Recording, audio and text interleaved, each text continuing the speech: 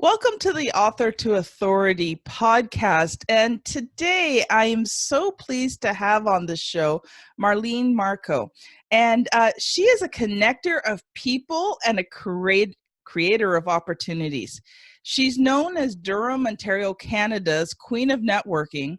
And she's the founder and facilitator of the highly successful Heart of Networking events. And recently, Heart of Networking expanded to include an online membership base to increase visibility and expand the circle of influence for all involved. And Marlene loves to facilitate the connections that help individuals to move forward. She's been an entrepreneur her entire career, so Marlene speaks from firsthand experience. Helping others succeed is her passion, whether it's through networking connections or helping them sharpen their professional image with fashion and accessories. Marlene is keenly aware that everything you wear makes a statement, and the key is to align your statement with your message. And Marlene's brand is best summed up as hashtag style, smart, sparkle, and connect. So welcome to the show, Marlene. Thank you for having me. So tell us a little bit about yourself. Well, I come from an entrepreneurial background. I grew up on a farm, and I always say that the farmers were one of the original entrepreneurs and had to, make the adjustments as needed and work hard and always had goals in mind. And the goals were often regulated by the weather at that time. But now it's I realize how much I did learn from my dad, and so I grew up in that atmosphere, and as you said in the intro, I have always worked independently, various projects, mostly direct sales, and then into the business of networking, which, until I got involved in it, I didn't even really realize that there was a business of networking. In fact, the first time I was invited to a business networking event, I sort of said, no, I don't think I need that. And because I truly did not understand it. And I think that's still the case in with some people, but certainly business networking now is far more advanced to what it was, 30 years ago. Well, that's for sure. Like, I remember when I first started going to network events, I had no clue what I was doing. I'm not even sure why I went, except somebody told me that I need to go to networking events to build my business. Right. But I had no clue why I was there. So let's just say it wasn't very successful. Well, and now what I teach is networking with purpose, right? And and purpose isn't necessarily the bottom line sale, but there is a purpose to it. And the reason that I thought I didn't need it was because I was in a party plan business then in fashion. And, every time I did a party, the hostess invited new people that I had not met before. Yes. So I felt like I was already expanding my circle and didn't realize that I could expand it exponentially by networking until I actually got involved in it. That is awesome. So, tell us a little bit more on your entrepreneurial journey, because I love talking a little bit more about people's stories. So was there a time in your entrepreneurial journey where you felt like you were really struggling? Because I know for many entrepreneurs, we go through those periods, those rough, hard times. Sure. Well, yes, of course, there have been ups and downs. Being in a direct sale business, of course, there was always lots of support, and that was crucial for me. There were times when I thought, oh, maybe I should be doing something else, or and then, but it's that cycle. So you start to get a little frustrated, you get a little concerned, you get scared, and then. But if you keep going, something good happens, and it brings you right back to enthusiasm. So it's that cycle, I think. And I think as soon as we realize that that's normal to go through that cycle, sometimes several times within an hour. So true. So true. And sometimes it might be, a month to go through that cycle. But I think when you really believe in what you're doing, that you need to keep going until you find that one piece that brings you back up to enthusiasm again. Yes. And then there's the other side of it where, you know, sometimes there is a spot where it is time to get off that circle. Yes. And I think that's the toughest spot, is where if you need to pivot and take a little different direction, really be open to getting help with that and support. Again, I'm huge on having support and a team of people, even when you're working independently, to have support. Yes. Support of a business coach, support of a business community, so that you can look at that and really put pride and ego aside and say, maybe I wasn't quite on the right track. Maybe I need to change this slightly, or maybe I need to change it a lot. And really, you know, go into things with your eyes open and do your homework and but not hold on to things just because of pride either. Yeah, and it's learning how to figure out the timing of it, right? So, you know, transition is always hard. And because sometimes you're not sure if you're taking that right step or not. Like, there's a part of you that thinks, okay, I need to move into this new thing. And yet there's fear there, there's uncertainty there. But then, you know, like there's two ends of the pendulum. Some people just switch so often that they never actually achieve success because they haven't done the due process. And then there's other people who really should be moving into something new because that's really the next stage and step for their life, and yet they're too afraid and too hesitant.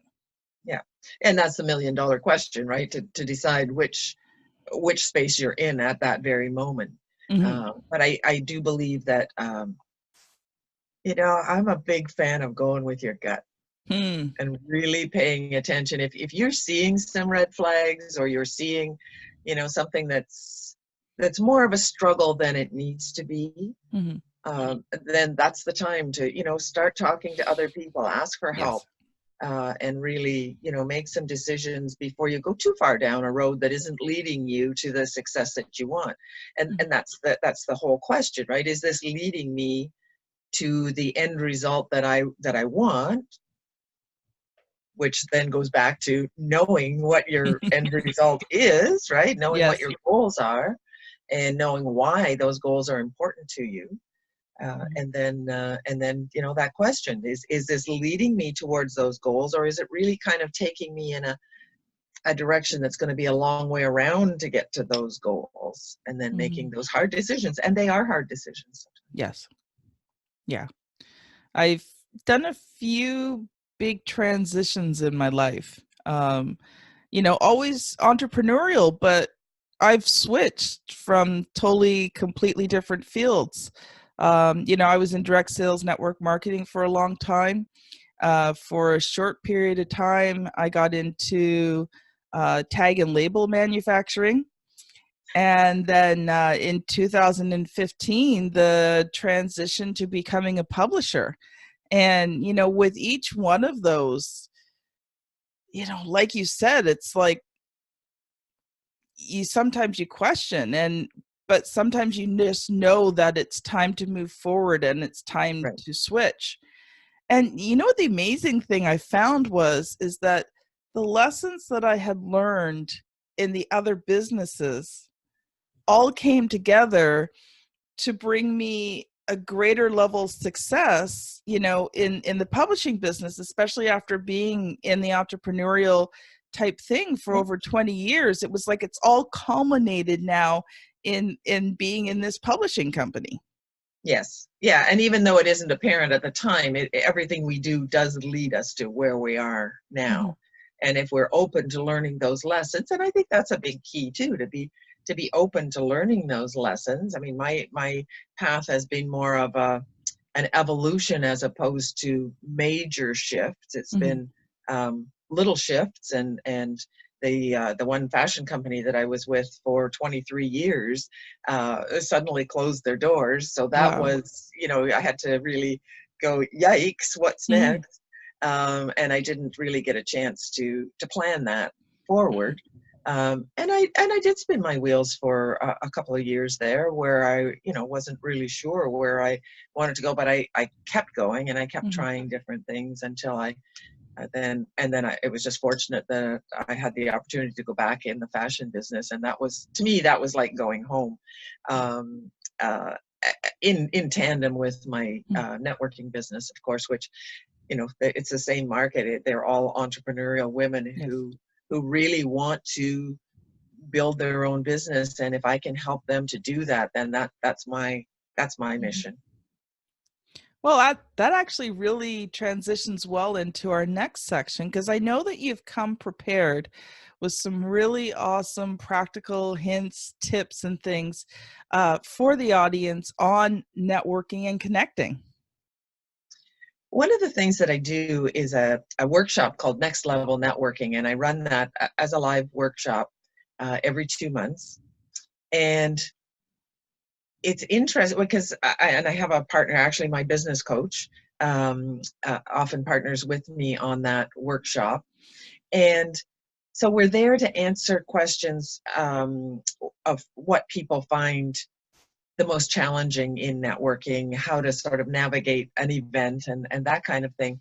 And what I find is really interesting is when somebody that's new to business or new to business networking comes in,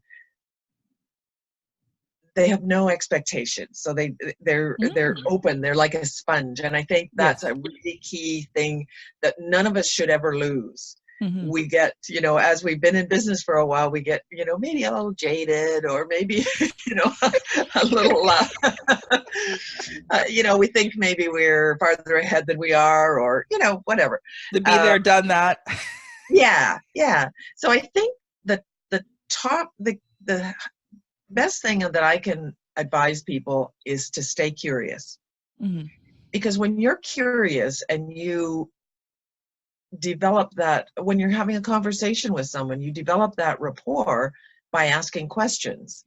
So it's not about me telling you everything that I do when I meet you at a networking group. First of all, I want to know what you do. And then as we build our relationship, not right out of the gate, but as we build our relationship, then I can see if there is a way in the thing, in the area that I work, is there a way that I can help you to achieve those goals? And that's, you know, if I know that in your business you're looking for a certain connection, or, you know, maybe you need a new bookkeeper, or maybe you need a new business coach, or maybe, you know, there's somebody in your team that isn't quite working out and you're looking to replace them, maybe there's somebody I can suggest. Once I get to know you, I can't suggest a new coach to you if I don't know what type of coach you're looking for, what your personality is, all of those things. Yes. Once I know those things by asking questions and learning from you, then I can say, you know, you might want to interview so-and-so.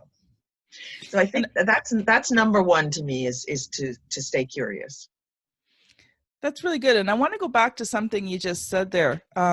You said that you should always ask the other person first about themselves. And for me, that's actually, as a publisher, I teach the power of words, and I teach a bit of networking in terms of, you know, how do you present yourself vocally, you know, in writing and different things. So not as extensive as you, but one of the things that I teach is that always allow the other person to go first. And I think, you know, when you're comfortable in your own skin and you're going with the goal of making those connections, then you don't have to be the first one to talk. You can allow the other person to talk. And I think it actually positions you very well when you're networking to allow the other person to talk first. Absolutely. How else will you understand what it is that you could help them with? Mm-hmm. You know, it is the only way.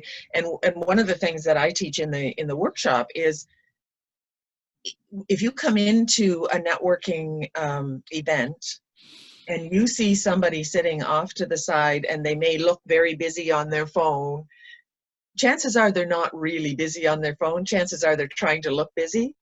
And if you can, you know, and maybe they're a little shy or a little introverted, and if you can chat with them and make them feel comfortable and say, hey, come on, let's go over here and talk to these people, and kind of take them with you, what better way to open a relationship than to help somebody out?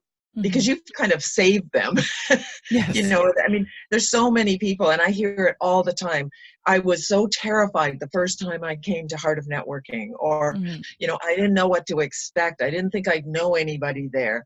Well, as it turns out, they probably do, but because there's a lot of women there. But the seasoned networkers are very open to sort of helping those the newbies along and really making them feel comfortable. And one of the biggest compliments that I receive at the end of the event is when people say, "Oh, I felt so welcomed here." To me, that's me. That's the heart. So when you teach your workshop, what would be the question that you probably get the most? A lot of questions about follow-up. Oh. So once they get through the event, and you know they've connected with a few people, and obviously the old days of collecting business cards are long gone, so we don't even go there anymore. It's about building relationships. But a lot of times the question is about what's next. So I'm starting to build this relationship. Eventually, how do I turn those relationships into transactions? And that may or may not happen, but and what happens between the meetings? So how much follow-up is enough? How much is too much? And there, I don't believe there's a hard and fast rule for that. I've been in workshops, I've taken classes where, you know, it has to be within X number of hours, and you have to do this and you have to do that. People are people, they're all individuals, and I think it's based on the conversation that you've had. But one of the answers to that is, before you leave that conversation, if you can say to them, "Would you like to talk about this further?" Yes. Now you've got their permission. And the second question is, what's the best way to communicate with you? Are you a texter? Are you an email? You know, and so once you know those two things, are we good to follow up and talk more about this? And what's the best way to follow up with you? Now you've already got their permission. So it's not like, oh my goodness, what's she going to say? And is she going to be, am I going to say the right things? Then it's just a matter of, you know, setting up a phone call or maybe a coffee appointment. But I teach beware of that a little, just because it takes a lot of time. Yes. A phone call, of course, is more efficient, at least to start. And know the agenda for the phone call. So it's not just about, of course, you want to get to know them personally, and maybe you want to follow up on the kids' graduation or the daughter's wedding or whatever it is that you talked about. But you also want to get to the next step and say, okay, so what is it that I can help you with in your business? Or, you know, you mentioned that you were interested in, would it be a good time for us to talk about that? So really taking it as an extension, so it's no surprise to anybody when you contact them. And then it becomes just a natural flow. No different than if you met somebody and you were having a conversation that was non-business. Yeah. And I think that's something you have to practice. Like, it may not be something that's natural at first. And you may make some mistakes. You may not ask them the question soon enough. You may jump ahead too fast, you know, but that only comes with practice. And over a while, like you talked about your gut, right? And, you know, over time, you kind of get that sense of when the person is ready. So, you know, one things I always recommend is, you know what, you're going to have to practice this, and you are going to make mistakes, but just consider the practice, the cost of, you know, learning how to do it. And you are still going to get some results while you're learning. So, you know, the more you practice and the faster you practice, the better you get at it, and the sooner you get results. That's absolutely true. And it really is just about being consistent with follow-up. If you've met, you know, say 3 people at an event, and you follow up with them with whatever, you know, make little notes for yourself, notes on their business card or notes in your book, whatever, so that you know exactly what you're going to follow up on. That's far more valuable to you than trying to meet a whole room full of people and, you know, just collecting cards, and then you've got nothing to follow up because you didn't really have a meaningful conversation. So just be, like, don't try to do it all at once. Yes. And be excited. Be excited about what they're doing. Yes. Be respectful about what they are doing. They may have a business and you might think, oh, how could she possibly make a business out of that? And that doesn't make any sense. And I just don't understand. You might be thinking that, but have the respect for her or him. I work mostly with women, but for that other person, that for them, it's so important. There's a reason why they're doing what they're doing, and they believe in it. So it just may be that you don't know enough about it yet to understand it. And once you understand what gets them up in the morning and what excites them and what gets them revved up for the day, okay, then now I can understand why you feel that way, because you are, helping people in some way, or you're doing something that's totally different, totally, whatever that case might be. I think it's really important to be respectful of the other person and what they're doing. And part of that respect is also being very honest, tactfully, but honest. And if someone asks if you're interested in their service or product and it's not for you at this time, I think you're doing yourself and that other person a favor by being honest and saying, I don't believe it's for me, or I don't have need of that right at the moment. But now that I understand what you do, I can share that message with other people. So I live in a condo. If I met somebody who had a window washing business, I can't use their service. Yes. But I can certainly share their information with a friend that lives in a home. Yes. House on the street, right? So, I mean, that's just an obvious example. But when you take that further and, running a business group, I get there's a lot of connections, and I always say, like, I'm only one person. I only have one face. I can only use so much product, right? So yes. I have to make those choices of which products I choose to use. But there might be somebody that I know that would be better suited to use product Y instead of product X. Well, So let me share a funny story with you. For many, many years, I did Avon. Okay. So, of course, I'm brand loyal. If I'm going to be selling Avon, that's my main business.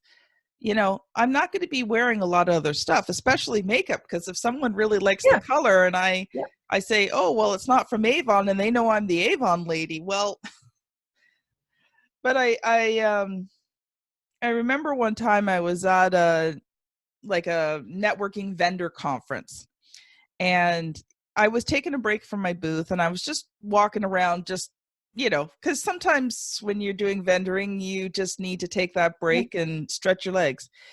Anyway, I walked by a booth, and I won't say the name of the company, but it was a competitor of mine. And, like, if people talk to me, I talk to them. It's, whether they're a competitor or not, I enjoy the conversations. And so I got stopped at this competitor's booth, and this lady's going on and on about their makeup, their skincare, their this, their that. And, I listened. And then I said to her, she was trying to push me to buy something. And I'm like, you know what, I'm really sorry, but, I'm with Avon. And, I have a very big Avon business. And she's like, well, you can still buy my stuff. And I'm like, you're not getting the point here. Like, if I'm wearing your stuff and someone compliments me on it and I say it's this company as opposed to Avon, that's not really building my business. And she's like, well, it would be great referrals for me. And I'm like, oh, well, you know what? Thank you very much. I enjoyed this conversation. And I walked away. But I was thinking, this lady wasn't getting it. Like, she wasn't understanding that not everybody is your perfect customer, and you have to know when to let go. And that reminds me of the whole aspect of community versus competition. So there are other people that are in the fashion business or other people that run networking organizations. And I'm always very open to sort of brainstorming with them or even doing events together with them. We recently had an event here in Durham. It was put on by the Business Advisory Center, where all the networking groups were together in one room. Nice. And so it was, people got to come and kind of weigh the pros and cons and see which ones felt right for them. So I think it's important to work together. I mean, that's an extreme example, and obviously that just doesn't quite cut it. But that goes back to the advice of being respectful to the other person. Was she willing to try Avon products too? Like, no. Is that no. So yeah. So I mean, like Avon was respect, evil, and this other company was the be all and end all. Yeah. Well, that's a little bit of ego in there too, right? Because and that's where I say I think it's really important that we respect what the other people are doing and respect their belief in what they are doing. You mentioned community. Why don't you talk a little bit more about community? Because I know that's one of your main focuses as well. Yes, absolutely. And that's very important to us is building community and understanding what makes other people tick. We have a lot of collaborations that have developed out of our out of Heart of Networking. One example, we have 3 ladies. One is a mortgage broker, one is an insurance broker, and one is a real estate broker. So the 3 of them have come together. They do a lot of work together. They put on workshops and seminars together, and they met through Heart of Networking. They also work with other, they don't work exclusively. So the realtor doesn't work exclusively with this mortgage broker, but we have other mortgage brokers that she's gotten to know. So it's about learning what is the specialty of each one. And I often use business coaches as an example as well, because each have we have one lady who's a transition coach, and she specializes in people going in through transitions in their life.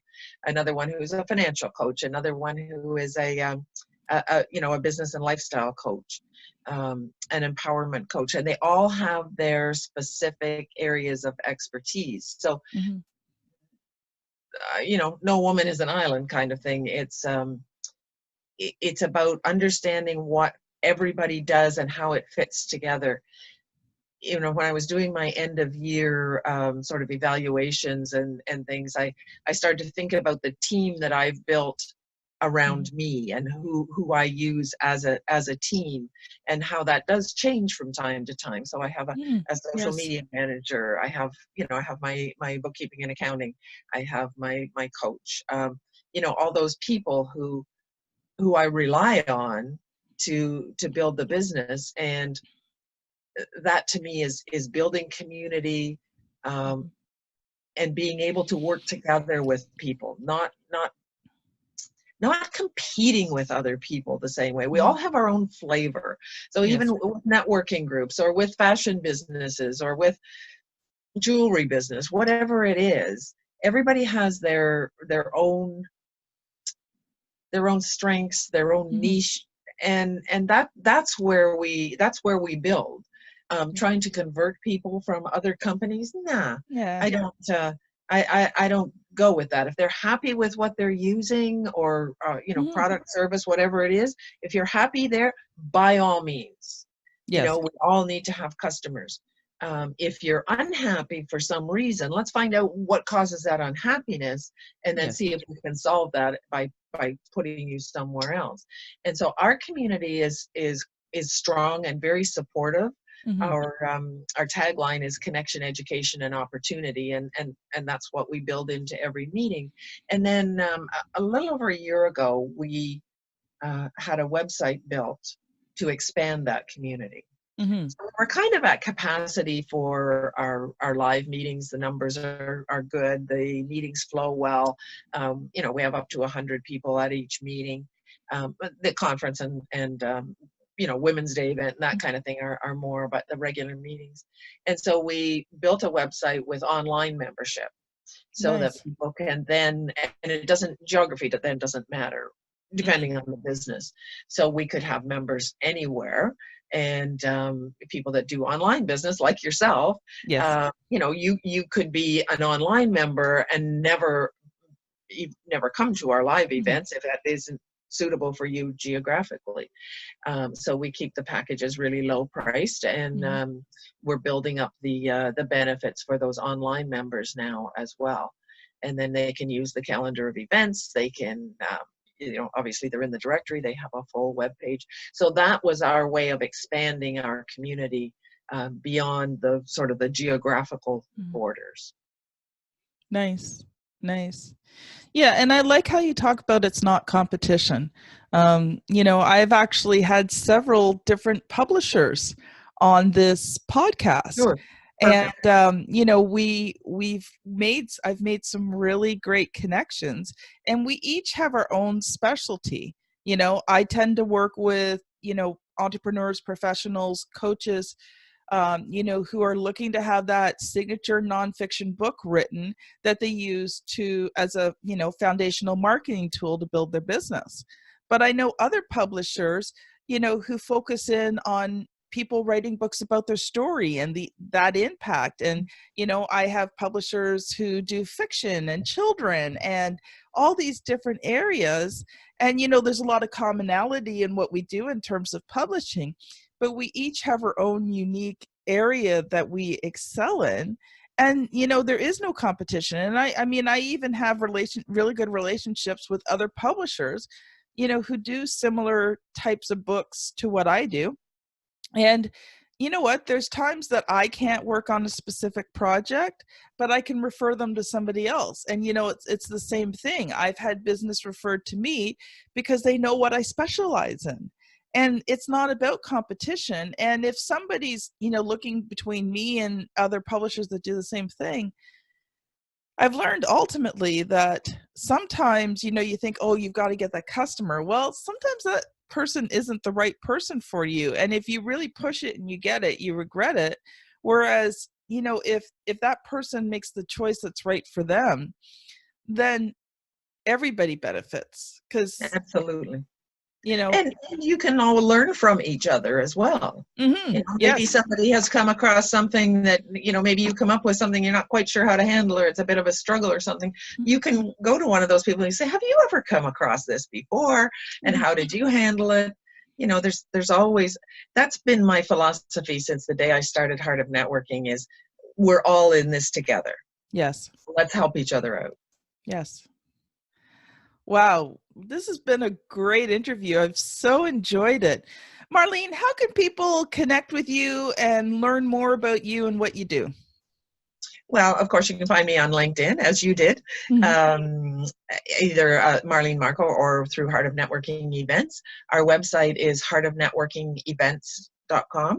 Okay. And Facebook as well. We have a business page on Facebook, Heart of Networking Events. Awesome. Well, thank you so much, Marlene. And I just want to remind our listeners that I am currently working on my new book named, fairly enough, Author to Authority. It's going to be coming out hopefully late spring, early summer. And if you would like a sample of the book, go to www.author2authority.com/free-sample. So this is Kim Thompson-Pinder, and I've been here with Marlene Marco, and we've just had an amazing time on the podcast. Marlene, thank you so much, and any closing thoughts? Well, I just want to thank you for having me here, and I'm happy to help anyone who wants to connect further, and just reach out to me if there's anybody that wants some networking advice or wants to learn more about Heart of Networking. Thanks so much. You're welcome. Well, everybody, this has been Author to Authority podcast. Have a great day, everyone.